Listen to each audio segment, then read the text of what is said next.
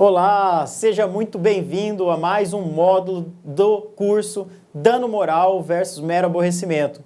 Aqui quem fala com você é o professor Palomares e hoje vamos dar continuidade ao módulo da responsabilidade civil e suas espécies. Hoje, mais precisamente, trabalhando seus elementos e, evidentemente, as suas excludentes de responsabilidade civil. Vamos lá? Vem comigo!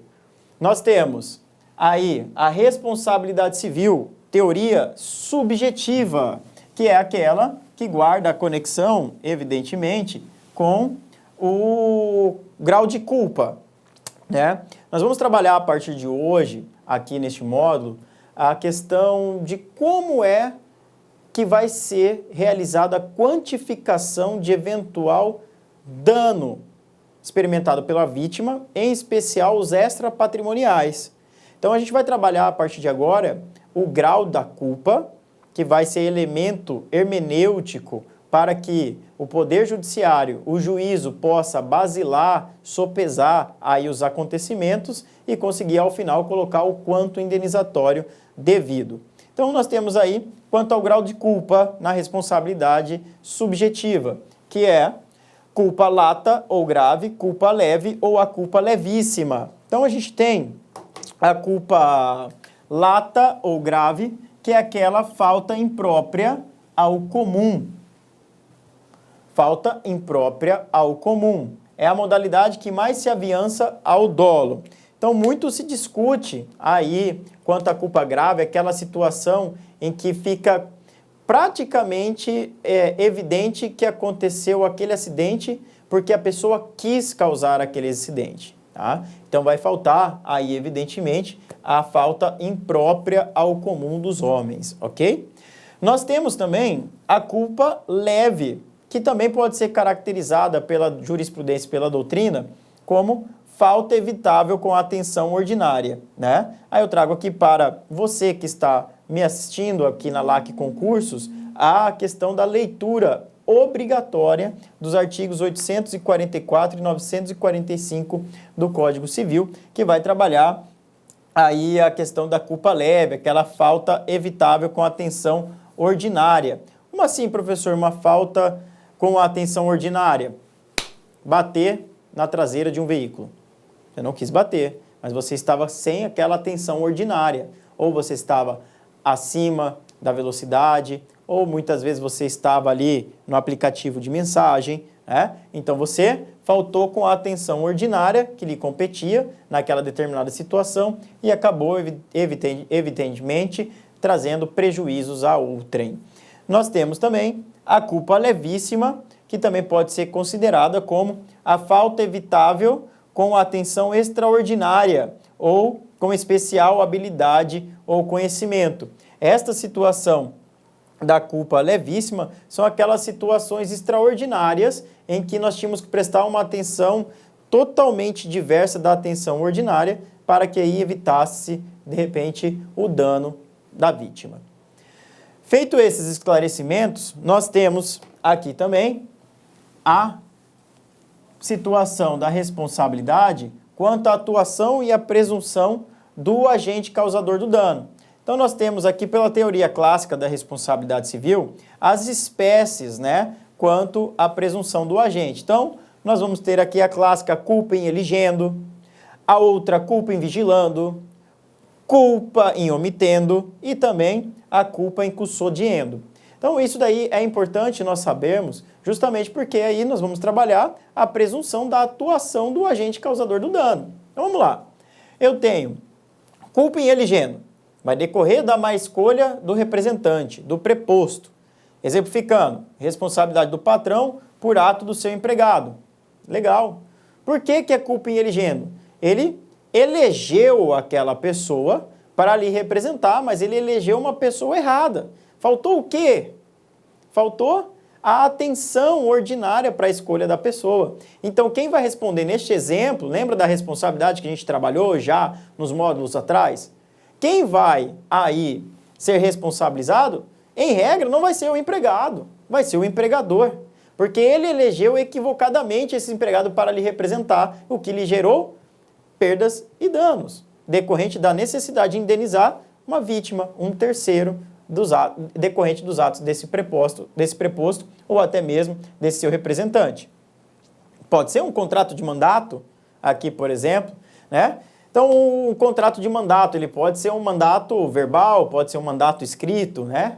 Então, a gente até brinca muitas vezes na graduação em que o mandato, ele, quando não escrito, a forma que se exterioriza o mandato é a procuração, né? Então, a procuração em si, ela nada mais é do que a exteriorização da outorga de poderes de uma pessoa para outra. Então, essa outorga de poderes muitas vezes faz você representar essa pessoa em determinadas circunstâncias. E dependendo dessa representação, você pode ser mal representado. E essa má representação pode gerar danos a outrem. E gerando danos a outrem, quem irá se responsabilizar será este que outorgou os poderes. Ou seja, você que contratou um representante que lhe representou equivocadamente e causou dano a outrem.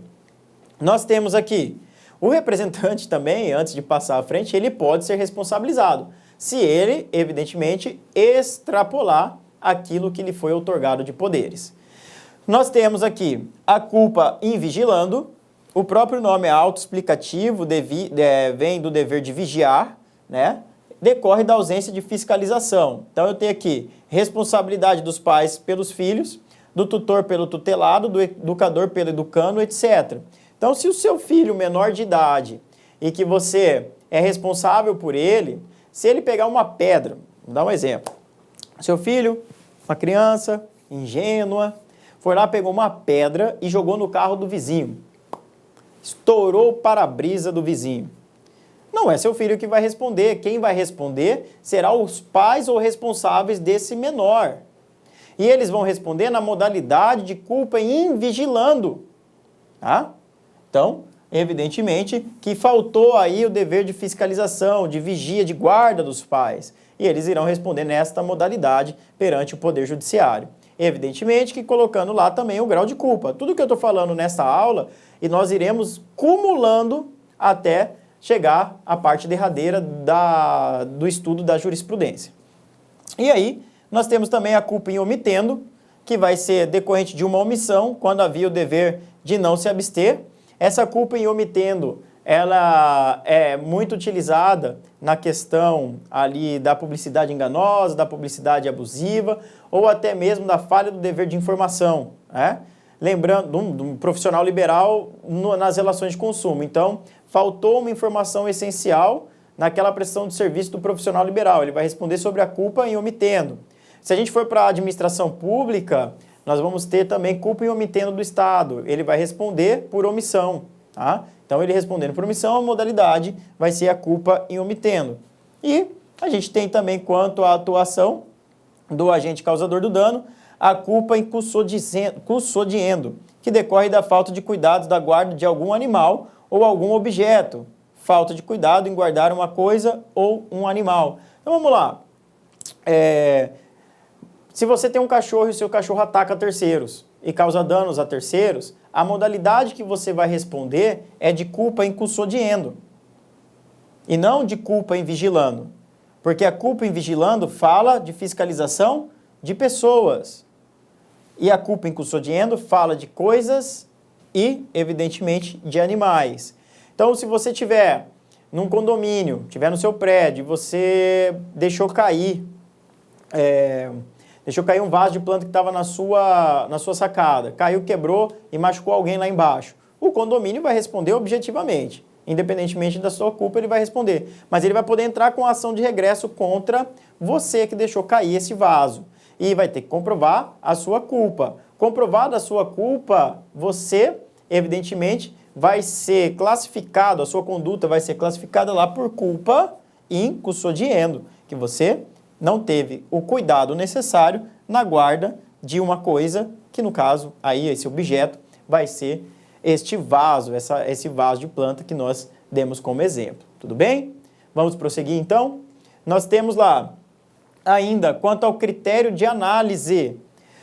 Como é que vai ser analisado então pelo juízo, ou que deveria ser analisado pelo juízo, o critério de análise quanto ao grau de culpa e quanto à responsabilização, a extensão daquele dano, né, decorrente do seu ato ilícito ou abuso de direito.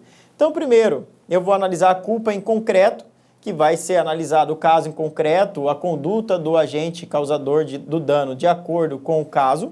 Então, aqui nós vamos trabalhar a questão de que cada caso é um caso. Eu não posso nunca, em um juízo de convicção preliminar, dizer que aquele caso, daquela situação específica é idêntico a esse, então, portanto, julgo igual.